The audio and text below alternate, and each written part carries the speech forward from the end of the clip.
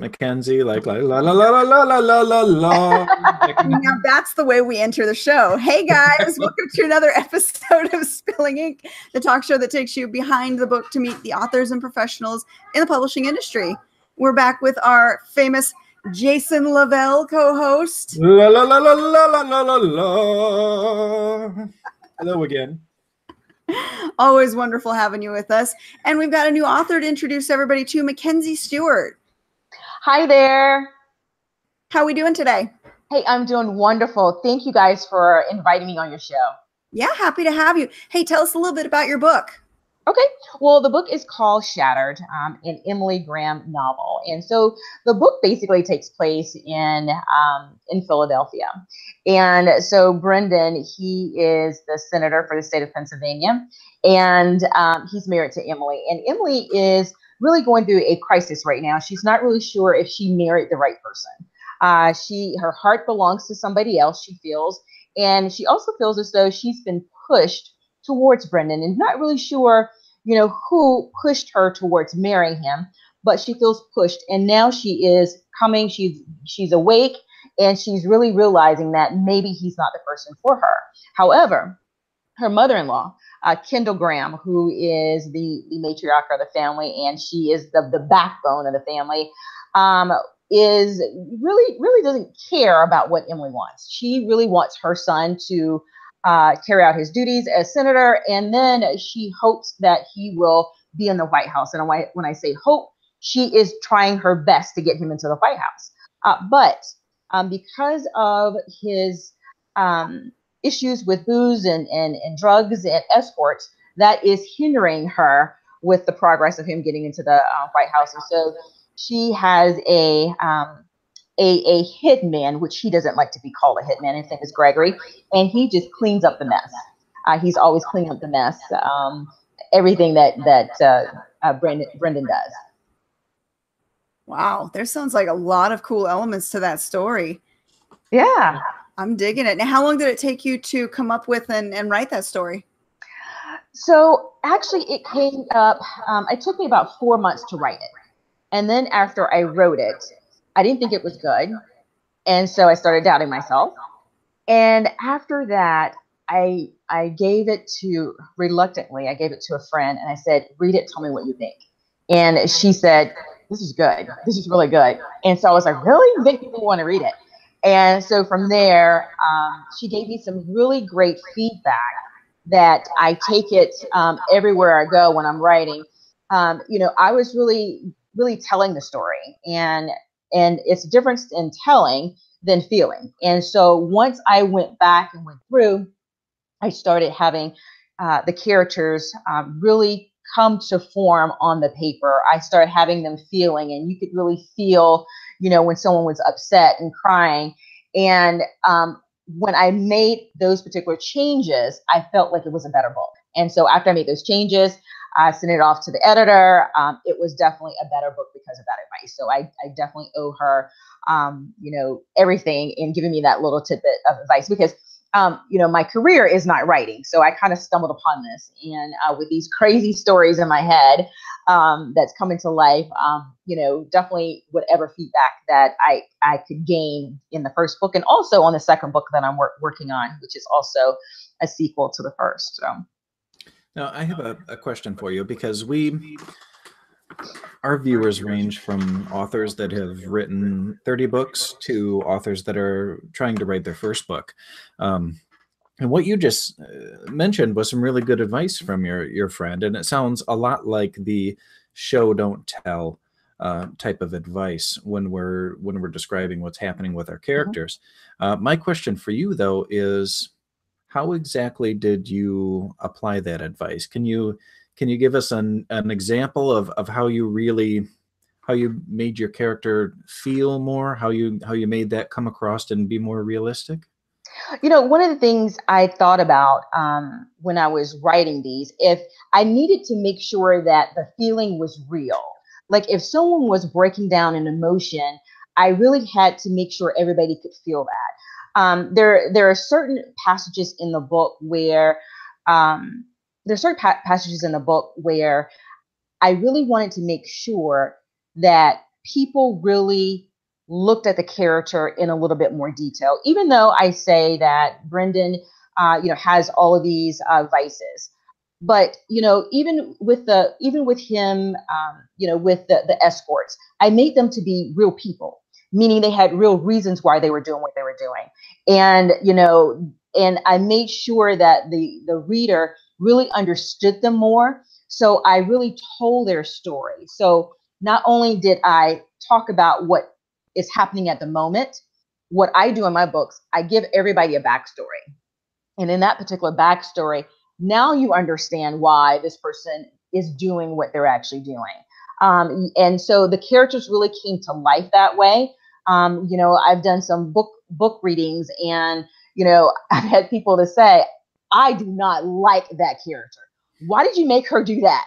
And so, it's just really one of those things that you laugh because, they're really into it, and they can really feel what the character is actually going through, and they can really decide whether or not they like the person or not. Okay. And that's something that I think that a lot of us as authors can struggle with from time to time. It's how to give your characters and their emotions enough life that your reader feels it without becoming too purple, or too much of the histrionics, too much emotion, like the second book in the Twilight series, which I keep referencing because it's such a great example of that. But anyhow, yeah, that's something that I've been struggling with short fiction, because I've been writing these stories that are 5,000 to 10,000 words, and how in the hell do I make these characters lifelike? How do I make what they feel come across to readers, but wrap it up in such a short amount of time and include plot in there? Right. And it's a real challenge, and there's no real one right way to do it. But I do notice, in reading different books, that there's sometimes that I can really enjoy a character or hate a character, and then other books where it's like, oh, the characters were kind of secondary to the plot. I don't really feel anything for them. I don't care about them. And I think that's a big deal, because it shows that even authors that are out there that might be big five authors are still looking for the answer to that. And not everyone has that answer. So, and then I think that that's something that is not only learned by learning your craft, but, some of that is kind of a gift as well, being able to tell that story and make it relatable. Let's not forget the key element too that she touched on, letting other people read the story and give the feedback. A lot of times when you're writing, whether it's your first story or your 50th story, you are so close to the story, you don't see the flaws in it. But when you let somebody else take a look at it, somebody you trust, obviously, but somebody else who can look at it with a fresh pair of eyes, they can spot some of those things that you might not be able to see because you're so close to it. And that works to help you refine the story even more. Yeah, it's so important to have beta readers. So when I first started out and I wanted to really tell this story, I didn't know the technical name, but I did know that I needed somebody to actually read the story. And, this particular person was not reading to edit. They were reading because they like to read, and they know a good book when they read one. And so, I gave it to a couple of people to read to give me that feedback. And then obviously it's so important for all of us to make sure that we get our books professionally edited. And so I talk about that so much on my show. Sometimes it's really missed. And that's definitely a crucial step. Oh, absolutely. I can't agree with you more on that. And we do the same thing on our show. We're constantly, if there's any step that you do not miss in your publishing journey, it's that editing step. You've got to get a good editor to look at it. Proofreaders don't count. Yeah. No. And a professional editor is going to be, it's going to be so much different than what your friends and family can do. And I know I've told this short anecdote a few times on the show, but my very first book, I went through and edited it myself several times, and then I gave it to a family member to edit because she was a teacher, an English teacher actually. So it was someone who knew her shit.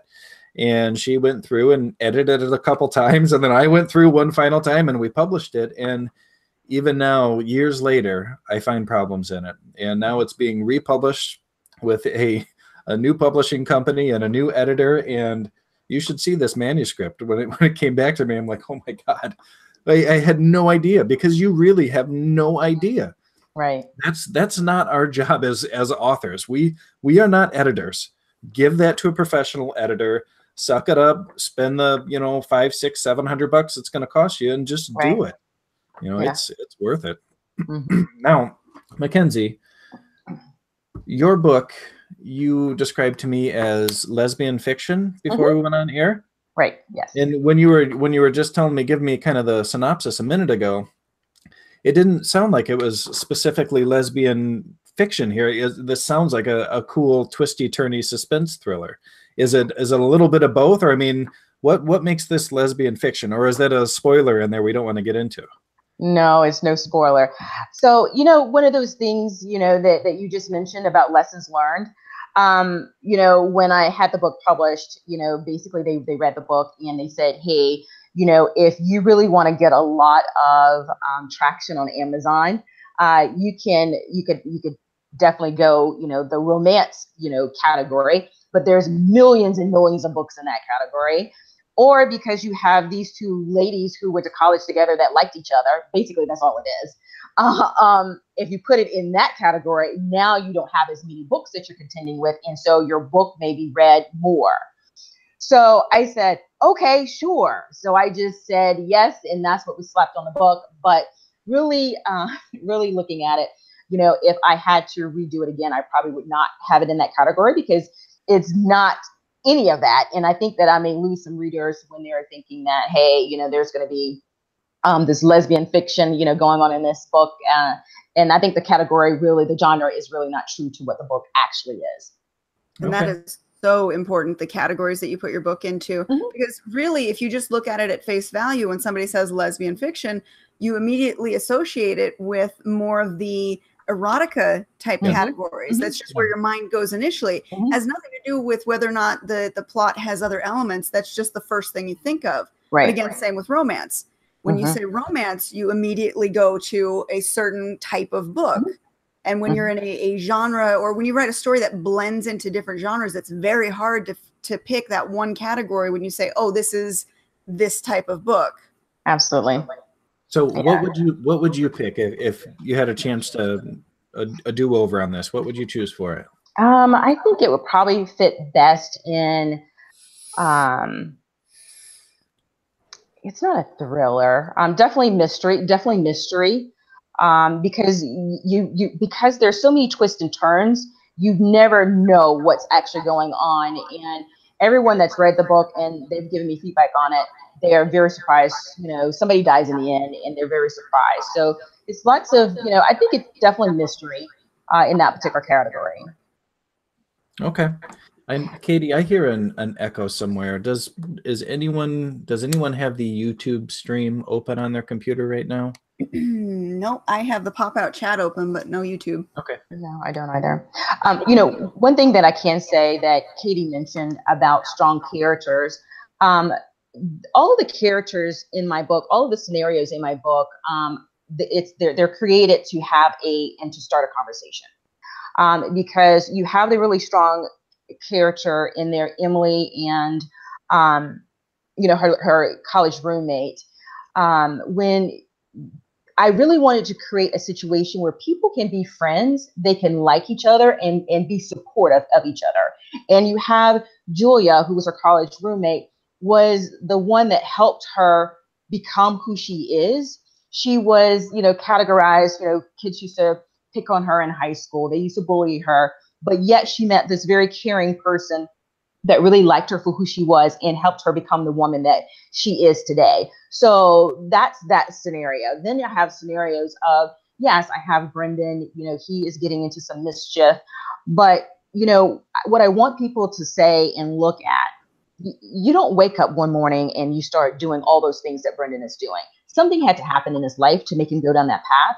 And so do we like him less that, you know, that he's doing all those things, but now that you know the reason why he's doing it, do you really understand him and more accepting of what he's actually doing? It may not be right, but are we a little bit more accepting, you know, of some of those things? And so everybody has a backstory and really a conversation, you know, great for, you know, any type of, you know, book club to really talk about some of the social issues that I I strategically placed in the book.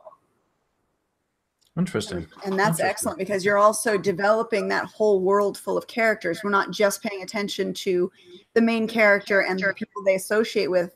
It's the main character and everyone else. They all play a part. They all have a history, and you really do get to know them. And like you said earlier, you develop that relationship, whether you like this character, you don't like this character, and you feel angry sometimes with what they're doing. Why the hell did you make them do that? Well, because that's what the character is going to do. That's in their persona. Right. Right. Absolutely. That's excellent. Now, what did you draw on for inspiration for some of these characters? You said you've got the matriarch of the family. Is there a strong woman in your family that kind of created that ideal for you, or did you draw from somewhere else? You know, this book is totally 100% made up.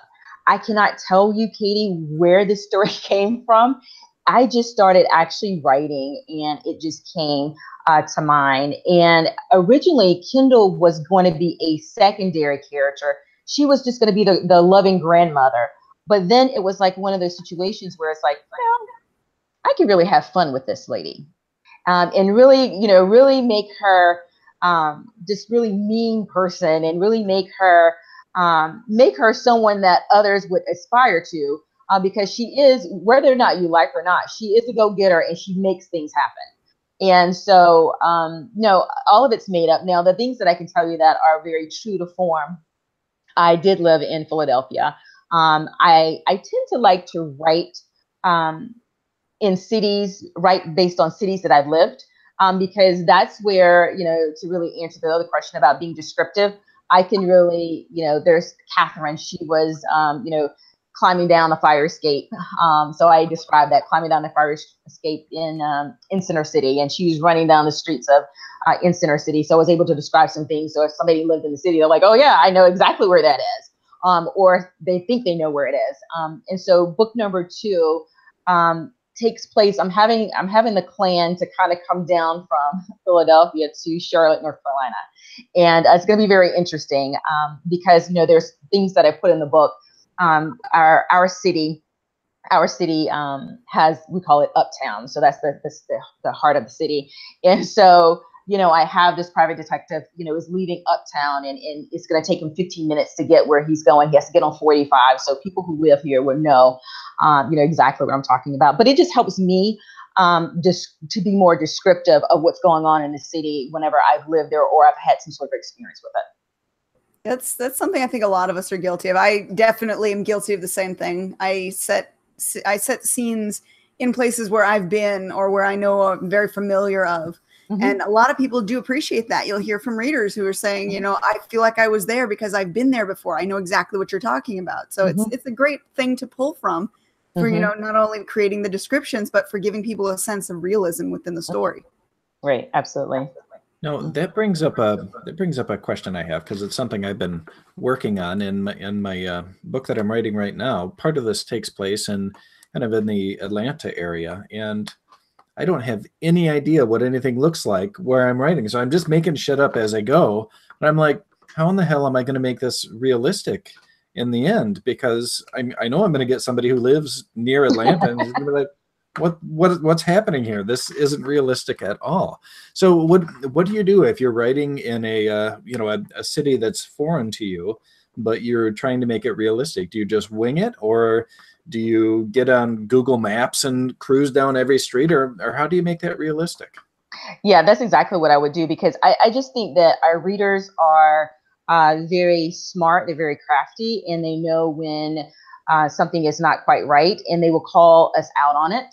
And so I think that I was writing a story that was going to take place in Boston, and I've never been to Boston. But, you know, I did do what you just said. I did do an aerial view of downtown Boston, and looked where I wanted to put this particular bar. I wanted to put this Irish bar there. And so I looked, okay, well, it's going to fit right between this bar and this bar. That's where my bar is going to be.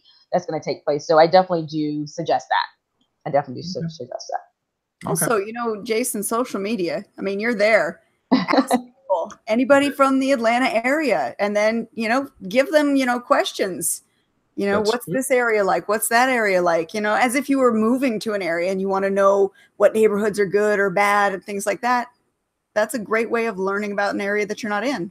That's a good idea. And in fact, I do know someone who's from Georgia, so I'll find out where exactly she is. Yeah, that's a good idea, hitting up the social media. Now, McKenzie, do you do a lot on social media? You know what? I am not on social media like as much as I should. I just to really be honest and put everything in context, the only reason why I am on social media is because of the book.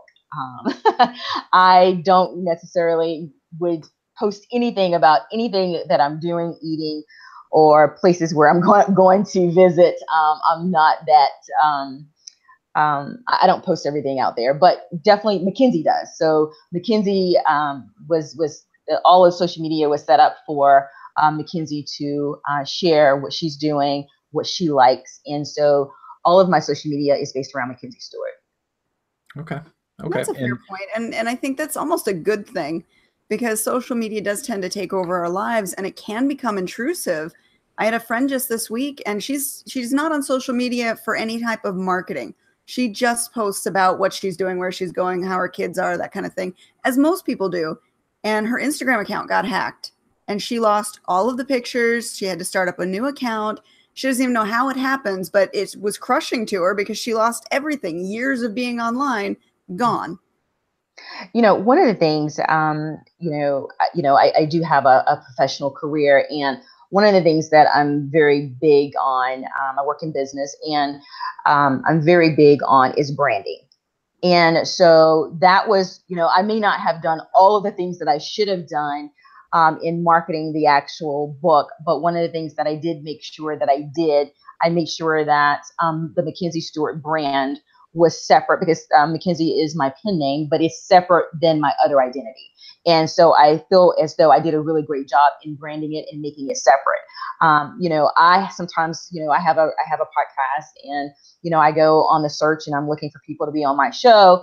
And, when I have to go through all of this Facebook stuff and I can't even figure out if this person is an author. I mean, I see baby pictures, I see all this stuff, which baby pictures are nice. They're great.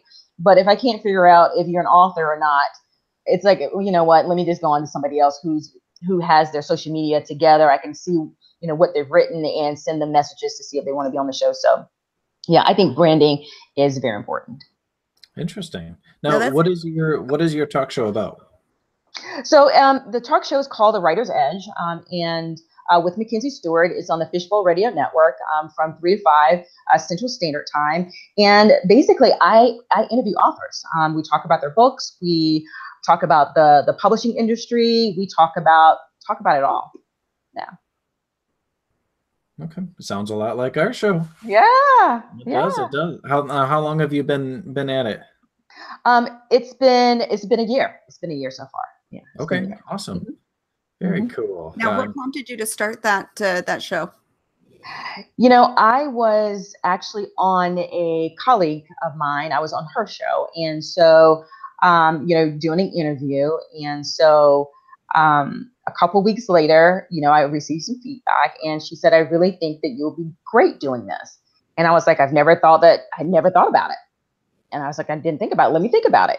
And so I thought about it, some more. And it's like, you know what, it's one of these kind of things where I feel like I'm giving back to the authors because, the knowledge that I've learned along the way can definitely help someone else.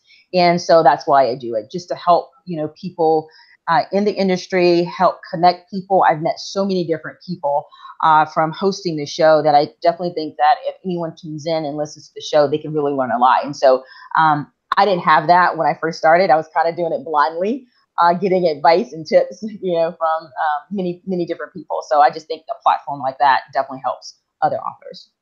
Totally agree there. Absolutely. And that's how we are too. As much as we're bringing authors on to talk about their stuff and to, increase the conversation about publishing and especially the indie marketplace, we're also learning at the same time because everybody has a different way that they got from point A to point B. And there's always new things to learn. And whether we're talking to an indie author or whether we're talking to a Big 5 New York Times bestseller, there's always something new to draw from that show. Exactly. Now, this might be kind of a tough question, and it's totally putting you on the spot. But over the last year, what do you think are some of the biggest things you've learned, or the most business changing things that you've learned doing your podcast? Oh, let's see. I've learned a lot about the different festivals. So many people, Thriller Fest. I didn't even know that Thriller Fest even existed, and so learned from there. I've really gained lots of friendships, and so having the show over the year. The Amy Shannon, she's one of the indie author reviewers, and so I actually have a segment of my show the second Friday of every month. She's on the show and she's talking about book reviews, how important book reviews are. And so I've really gained lots of relationships. And so what I do for my authors who are on the show, if you come on the show, I interview you, and as a gift, Amy Shannon will move you up on her review list. So you don't have to sit on the waiting list, so she'll review you. And so it's those type of relationships that I've gained from being on the show. Let's see, the third Friday, I had this other person on the show, Paul Matheny. He's a marketing person, and so he's giving marketing advice and tips and things like that. So I think that throughout the whole year, I'm really honing in and really getting the key people on my radio show that I think can really specifically target and help the authors. Okay, wonderful. And you might have just answered this because you said radio show, but is your show audio only then? Yes. Okay. Do you record at home, or do you go to a studio? So there is a studio. So there's a studio in Arlington, Texas. But because I live remote, I do the show remote. Okay. Awesome. Now, what kind of mic do you use when you're doing your show? Actually, this is what I use. I use a headset. Oh, okay. Gotcha. Yeah, somebody runs the board for me, and so yeah. Wait, so you record at home, but somebody's running a board for you? No, I don't record at home. So they do it all at the same time. Oh, okay. I just host at home. Okay, I gotcha. Okay, I was like, wow, I don't know how this is happening, but that's amazing. How do I get a little board runner here? I know, right? Oh, that's really cool. Interesting. Okay. Well, Katie, did you have some topics that you wanted to talk about tonight? No, because you'll just derail them. That's true. That is kind of how I roll. Well, I wanted to talk about something that I don't know, it might not be a subject we want to talk about, but it is okay. So it's something I want to talk about. How about that? So we'll talk about this. Now, McKensie, I'm looking at your website now. I'm looking, super nice author picture, after show with McKensie. Your website is great. And I'm looking at your new release here. And what I want to talk to you about is race and characters. Is that something that you're okay talking about? Sure. Okay, awesome. So on the cover of your book, you have a white male and a white female up at, is that a mirror image of the same woman, or is it two different women? There's two different women. One is Julia and one is his wife, Emily. Okay, sorry, I'm trying to... Just watching you look like the confused puppy dog as you're turning your head back. Yeah. Now when... We could screen share, Yeah, that's true. I'm not that complicated. Now when I write, for the most part, and I think that for the most part, when many authors write, we are writing our characters to be as familiar to us as possible. Mm-hmm. So a lot of times white authors are writing white characters and so on and so forth. Mm-hmm. And you've written white characters. Is that something that you did? Was there... What was the purpose behind writing white characters? Is it just how the story is, or was it anything to do with marketing? Because I know there's a lot of weird stuff that goes on in marketing when it comes to race and genders that are on covers. hmm You know, I really wish I was that thoughtful when I was writing. So basically, when I started writing, the characters, none of the characters had names. They were just A, B, C, D, until I was able to, um, feel what their name should be. Okay. And, if that makes sense, because, as I'm writing a character, the name has to come to me as I'm writing them, as I'm developing the character. And so, with how big Kendall's personality is, I thought that in how she portrays herself as this elegant woman, that I needed a regal name. I needed a name that's going to be connected to royalty, and the way Kendall's name is spelled is that. And then so the way Brendan's name is spelled is that as well. And so when I wrote, I wrote the characters, then I developed their names, and then the thing that is really odd, that when people read the book, they don't know the characters are white or black. They don't know that until other than the cover. So it's like, well, I didn't really feel like they were, the race. I couldn't feel it until there was one young lady. I call her young lady. She's an older lady. Her name is Miss Pearl, and Miss Pearl, there's a state trooper that comes to the door, and he wants to talk to Emily and Brendan, and so she demands that he show her his badge, because she says, black on black crime, crime is bad in neighborhoods, and so she wanted to see the ID, so something like that was actually said, and so that's how you kind of knew that Pearl was African American. And also the name. Also, I named her to be an older name because I wanted her to be an older character, because you don't have too many young characters with the name of Pearl. So, my book, whenever you read it, if you took the cover off, then I don't think that you would really know whether or not these characters are white or black. Okay. Well, and I'm writing the novel I'm writing right now is my first novel that has a male main character, because I always write women, and he's a black male. And Mhm. I actually wrote my publisher, because my publisher is a very small press publisher, Mhm.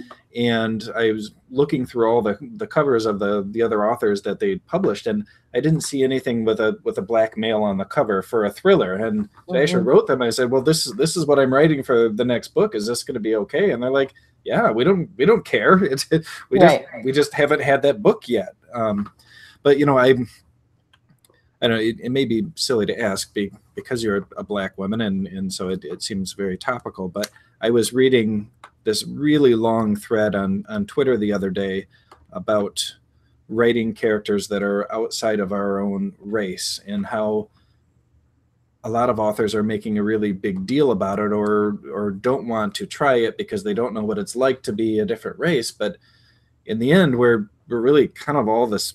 I mean, we're all people, Right. I may have just different experiences than someone else, but it really hasn't been an issue for me at all. And I was wondering if that was an issue for you at all. No, it's really not.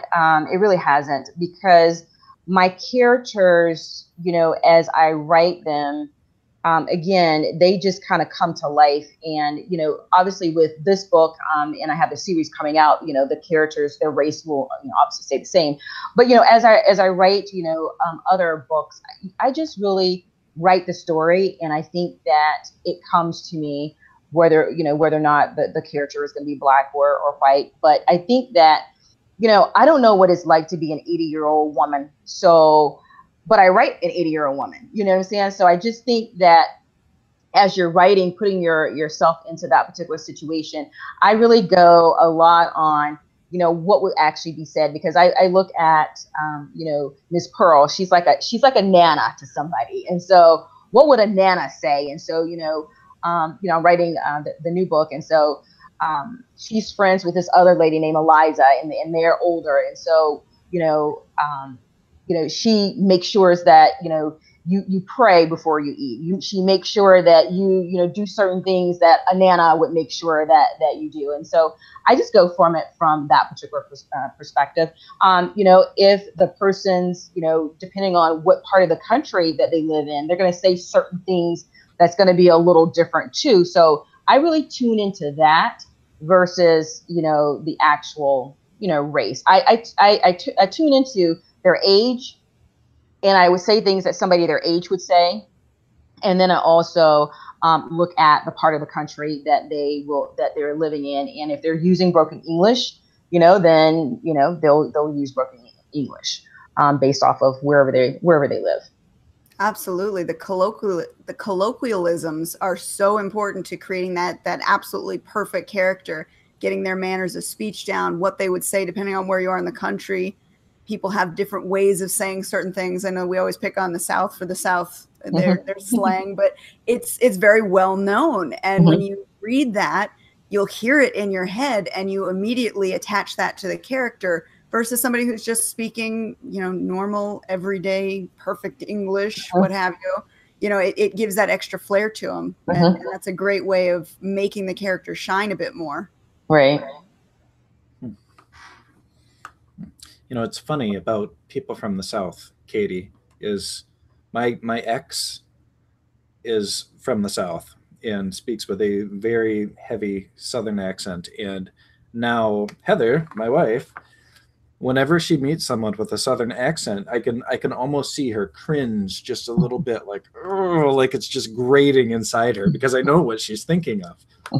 Yeah, that's hilarious. Poor Southern people. That's like whenever I go back home. I came from Texas originally, and I had the heaviest Southern twang when I moved to Las Vegas. And it took a little bit to get rid of, and I don't have much of it anymore. But the minute I go back home, oh my God, it just comes right back. Oh, goodness. Oh, so books are almost done, Katie. Whispers in the Shadow comes out in September, so I'm excited about that. Can we talk about that? I just saw you post that you got a Reader's Choice Award. Yeah. Well, no, it's not an award. It's just a review. The awards don't come out for, it's almost another year before the contest again. Oh. This last contest. Yeah. So it's just one of their reviews, but you can put in either for their free review program, or you can pay for reviews or pay for blah, blah, blah, blah, blah, all different tiers of stuff. But I just put in for a free review and was lucky enough to get one. But yeah, it was a really, really nice, well-written review. Now, that was something we were going to talk about last week, I believe, and we didn't get around to it, was the review and contest circuit. Yeah. And I'm still doing research on that. But now that you bring that up, I just got cold called email just the other day by the, all right, hang on. I'll tell you exactly who it was in just a second. Wait, come on. Where's all my stuff? It was the Red-Headed Book Review, something like that. Have you heard of her? No? Oh, I'm surprised you haven't heard of her. Let me, wait, am I signed in as Jason or Spilling Ink over here? I think you're on Spilling Ink. Oh, dang it. You might lose me in a second. Well, while you're searching, McKenzie, have you done any of the reviews or award circuit submissions? I have not. I have not done any of those. And that's definitely an area for me to work towards as I finish up the second book, so I really start to have a large following. The Alliance of Independent Authors, and actually Jason sent me the link last week because we were supposed to talk about this. They have a listing of various awards that you can submit to, and it's a huge listing, and they've ranked them based on whether or not they feel they're legitimate or not, and they have criteria that they look at. So definitely look into that, because the list was ginormous, and there's awards going on at all different points throughout the year. So if you've missed one now, there's another one that you can still submit to. But the thing is, it does get expensive. They're not cheap to submit to, but sometimes the reward is worth it. But then again, you also have to choose which ones do you want to submit to, how many do you want to submit to. So there's a lot to look into. It really is, and it seems like $80 to $100 is kind of the norm for a lot of these book awards. And in a way, it's a vanity thing. And let's be very honest here. When Right. you're paying and submitting for a book award, it's a vanity thing. However, it's also, and this is something that my publisher feels, and we haven't talked about it before, Katie, but it's also an important part of building your brand, at least in their opinion. That you have won this award, whether you paid to submit or not. You've won this award, and now you're always an award-winning author, or you are always such and such best-selling author, or esteemed this or that. And for some people, that goes a long ways. And down the road, as you're getting to book 5, 6, 7, and Katie, Right. in your case, like 80, it's good to have that. Now, Katie, you can say USA Today best-selling author, can't you? Yes and no. I don't like to claim it because it was claimed. It was part of a box set. Yeah, and that's how a lot of people get it. I know, but to me, it doesn't feel like I earned it because I was part of a massive box set that got the award, and it was still under a pen name. So it wasn't even under the Katie Solitis brand. It was under my more erotic and romance pen name. So I don't really ever use that. I don't claim that, but I do say award-winning author because I did win the Roan Award in 2015, and I was runner-up 2 years after that for different categories. So I do call myself an award winner because I did actually win one of these awards, but I don't always claim the USA Today. Okay. Well, and on my website, on my personal website, which is crap and needs to be redone, I say Amazon best-selling author because when the Cold Room came out, it went like gangbusters for a while, and I was a bestseller. So I happily put that up there. And as a reader, do I actually look at that stuff? I can't say that it actually makes a difference to me or not. I never really thought about it. I usually, if I see a book I like, I just get it, and there's no second thought because I don't think things through very well. However, when you're approaching, let's say, Comic-Cons, you want to do panels and be invited as a guest, saying you are a USA Today best-selling author and it's a verifiable thing, does open some doors. So some awards do mean more than others. Yeah, and I think that's true. And then aside from awards, another thing that you can submit for are book reviews. And there are some famous book review service like Kirkus Reviews, which almost everyone has heard of. $400 for a review from them. What's that? $400 for a review from them. Yes, big money there. But the reviews I really like are just regular old Amazon reviews. Now, that being said, it is nice to have a professional or editorial review to put in your little book blurb. Those look really nice, and sometimes as a reader, I do look at those. If it's got a really killer review right there in the blurb, I'm like, oh yeah, okay, I dig it. I like the way they describe that.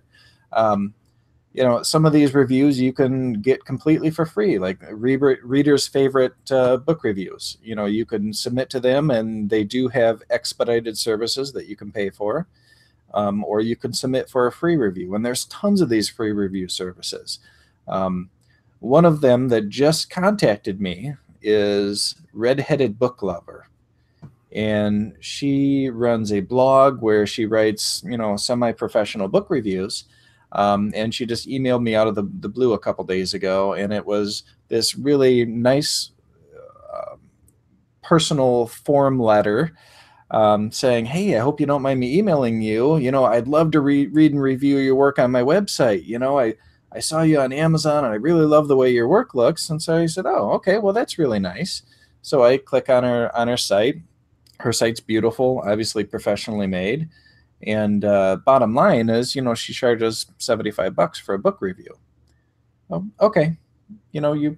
If you're submitting to a contest for your book, you're going to pay that, right? You're going to pay it anyway.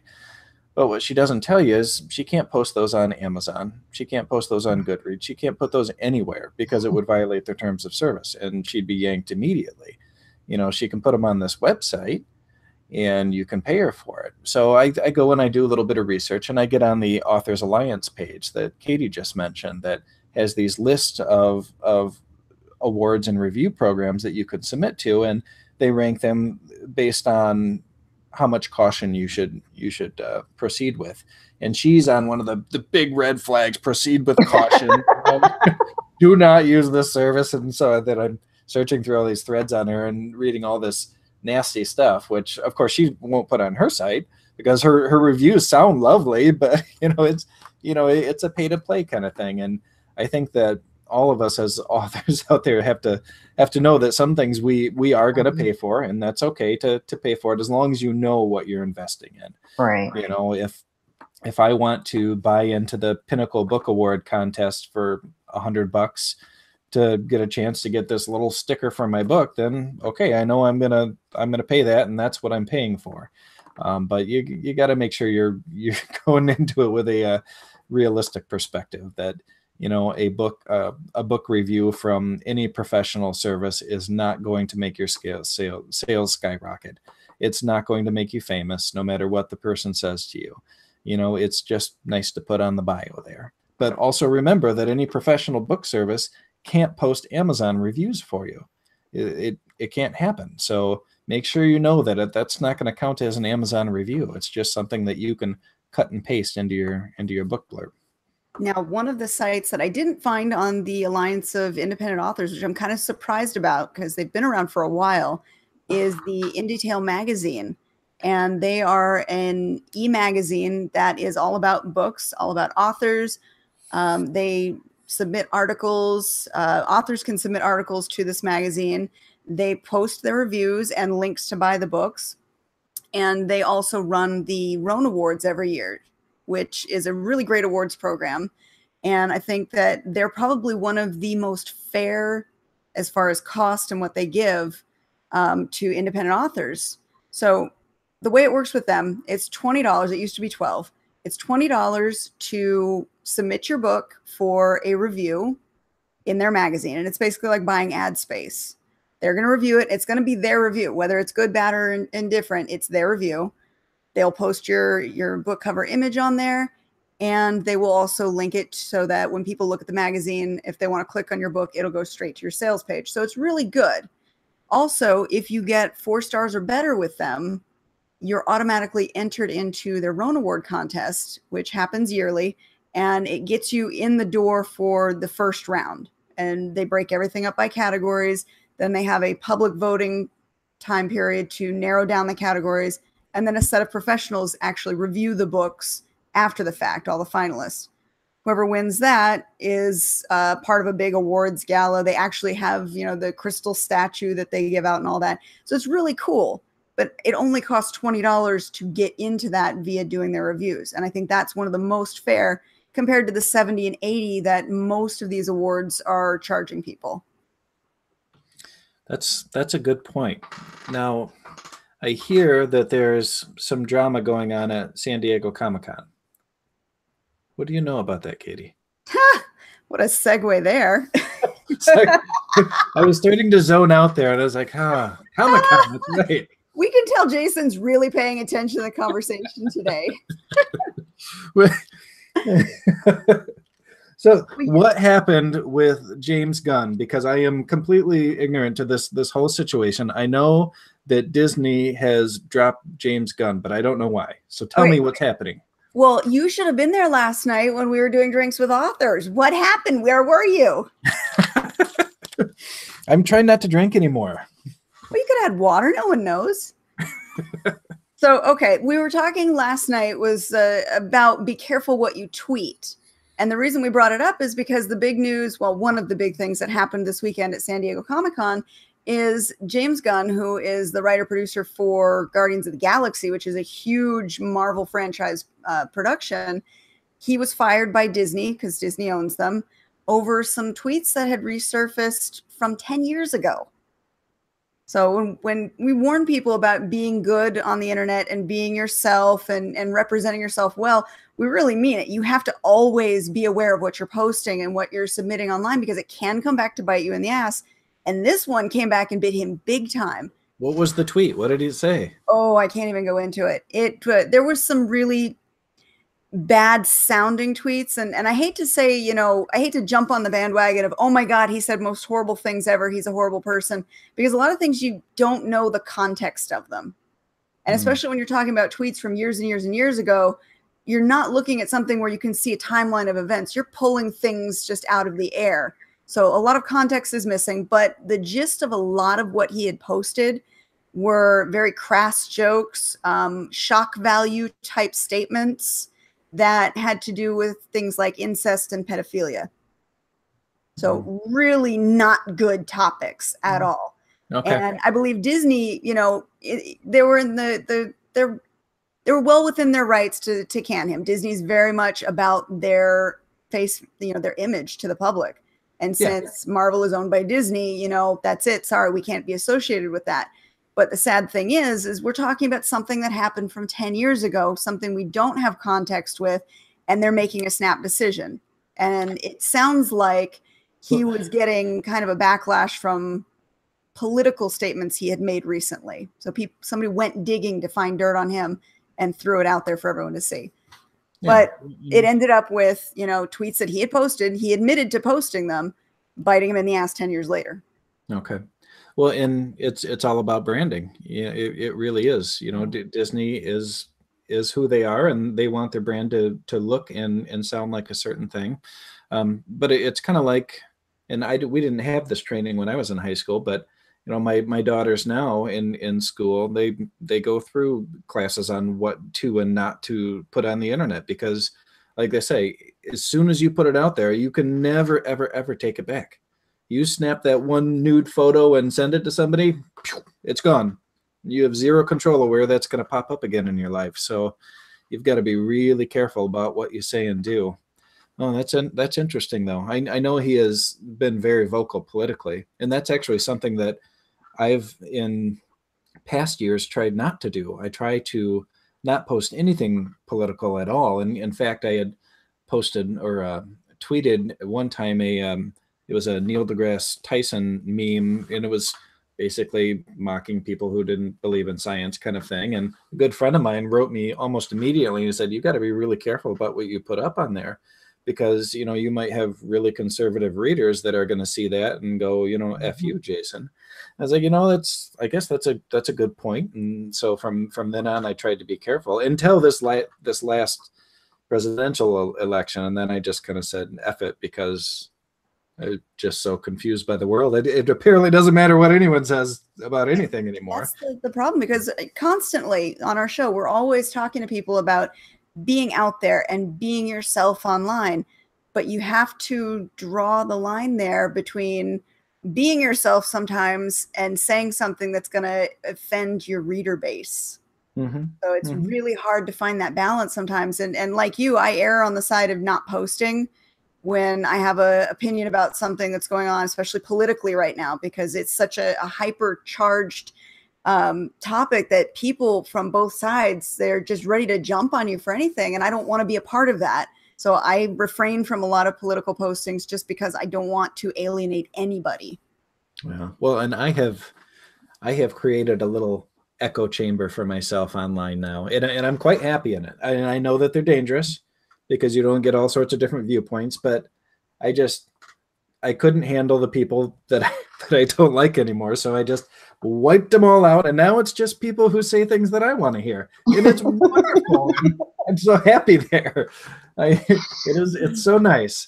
Jason's in his own little world. That's right. It's my happy place. McKensie, do you want to weigh in on this about especially branding? You know, how do you handle the social media presence, especially in, you know, this really hypercharged market of people being offended by everything? Well, so one of the things I do is I stay away from the political. I retweet happy little kitten photos and little puppy photos. So that's the McKensie. So, you know, one of the, you know, as you guys were talking, I thought about a situation that I asked. I was teaching this particular class, and so I was asking my students, it was like a business ethics kind of class. And I asked them, you know, do you guys believe that you have, you know, do you believe that you still have the First Amendment, that you could, you know, you have free speech? And so they said, oh yeah, I can say whatever I want to say. I can say whatever I want to say. And I said, okay, that's great. Okay. Then I said, all right, well, can you go on Facebook and have your name tag on and say something that was very hurtful, about the organization on Facebook, and then have it shared and it goes viral? Do you think that you're going to have a job when you go back to work? And they're like, oh yeah, no, we can't do that. So do you really have free speech? I mean, when you really look at it. So that kind of, kind of echoes, some things that you want to say, you want to talk about, you may not, only because of the whole brand thing. You may offend some people. And so I just really stay very neutral. Like I said, I do little kitten photos and those kind of things, and food. You see a lot of food and lots of book stuff, and just kind of stay away from the rest. And that's probably the smartest approach, is just to post only the happy and good stuff, because there's a lot of negativity out there. Anyways, nobody wants to hear more of it. But I I can't even get started, Katie, because I won't even stop. Isn't that part of the problem? Is that we don't want to hear? We're all in our echo chambers, and so now we have a Russian dictator running our country. I hear what you're saying, Jason, and I kind of agree with Mackenzie's approach. Brand your author persona as the happy, friendly kittens and food and everything everybody likes, and then separate your personal persona and let your personal persona be out there doing all the craziness, but make sure you have the divide. That way you can have the best of both worlds. But even that isn't truly safe. I mean, as much as I would love to spout off out the mouth about everything, it doesn't matter how separated you are unless you're using a completely different name, unless you're using a pen name, because what you just told us about James Gunn, 10 years ago, before Guardians of the Galaxy was even created, he said some stupid things on Twitter, and now he's out of a job. After he had created some brilliant movies that made $1 billion easily. So I can't say angry stuff on my Jason Lavelle personal page, and then expect that my JN Lavelle page or my book club people won't see it, because they're gonna find it, and if someone's offended by it, then I may lose contact with that person. And even though part of me wants to say, well, if you are this kind of person that I don't want to associate with you, that's also kind of a really stupid, naive part of me also. And, I need readers, and I want to sell books, and I do want to get along with everyone, even though sometimes I don't know.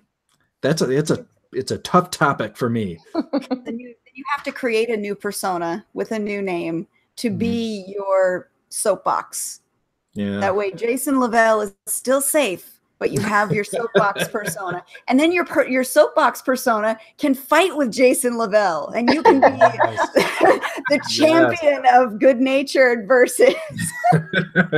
Well, and I had a different persona for a while there, because I wrote a short series of fairy tale erotica books, and I thought they were really fun. They were really good, but it was kind of drowned in the marketplace today. But I could not keep up with that stupid online persona. It requires so much energy just to keep up with being me. I don't know how you guys do it that have multiple personas. I don't know how you do it. It's exhausting. And Katie, you've got a couple pen names, don't you? Topic for another day.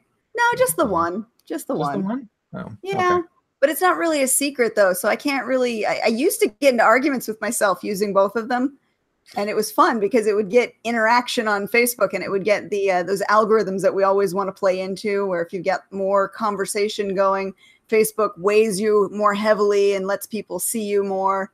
So I would get in arguments with myself. And Wilson, who Jason, longtime friend and cover artist, he has multiple personas, and he would jump into it too. And at one point, we would have just an entire thread of just me and Wilson arguing with each other, but there's like 5 different people in the argument. Oh my Lord! It was hilarious. One time, another author that we know well, she had a pen name, and the pen name friended me, sent me a request, and I said, oh, okay, because another author, cool. I always add authors. And had sent me a message on there, and then I wrote her back. And after a couple of interactions, I had asked her if she'd like to read one of my books, because I usually ask people if they want to read one of my books. I'll send it to them for free for a review or whatever. And she wrote back, "No, I can't do that. Sorry." And then I find out like months later that it was this person who was a friend of mine. I'm like, why in the hell were you messaging me? I mean, you actually know me in real life. Why are you doing that? It was the most bizarre thing ever. I don't know. Oh, yes. Well, I think that's probably a good stopping point for tonight anyways. We covered a lot of ground. What do you think? I don't know. It just seemed like me rambling somewhat incoherently, really. That's every episode. Oh. Do you see my new little video setup back here, Katie? I do. I told you I'm very jealous of your setup. Yeah, that's going to be fun, I think, once I learn how to use it right. Yes, for those that don't know, Jason is going to be on site doing some live clips from different areas around Michigan that are doing book events. Yes, yes. But I don't think that they're going to be live. I think I'm going to record them because I'm in a different time zone than you guys. And I think that if I try to do it live, it'll just be popping up here and there. So I think I'm going to record it and post stuff kind of at a normal evening time. That way people don't have a problem seeing it. But yeah, I'm going to start going to comic conventions and meeting authors and book conventions and stuff like that. It should be a good time. It'll be a fun new way for us to reach out to more of the authors that are local to where our individual, I guess, our individual hosts are, because we're all across the country at this point. Yeah, yeah, we're gonna have to get you a new camera, Katie. Yeah, I've got my little fake GoPro. Hey, that'll work. I just need to get one of those clip mics for it. Yeah, well, I wanted to use that little point and shoot I bought for when we came out to Vegas. Because I was like, oh, that'll be perfect. It takes great video, but you can't plug a mic into it. And I was like, oh, well, that sucks, because we kind of have to have good audio to do what we do. So yeah, but my first interview will be Jacqueline Carey, who is another New York Times bestseller, author of epic fantasy. She did the Kushiel's Dart and Kushiel's Legacy series, and yeah, so she'll be fun to talk to. I met her not long ago, and she was really good to listen to. So yeah. Well, good. I can't wait. So keep us informed on that. And McKensie, thank you again for hanging with us this hour and talking about your book and giving us some of your insights. Thank you so much for having me. Absolutely. And we'll have to touch base with you again later on this year and see how your second book is going. That sounds great. Thank you so very much. All right. And for all of our viewers out there, thanks again for watching. Be sure to hit the subscribe button and you'll be notified when we have new shows. We run them every week on Saturday, and every third Friday of the month, we do Drinks with Authors. We'll see you next time. Bye, guys. Have a good night.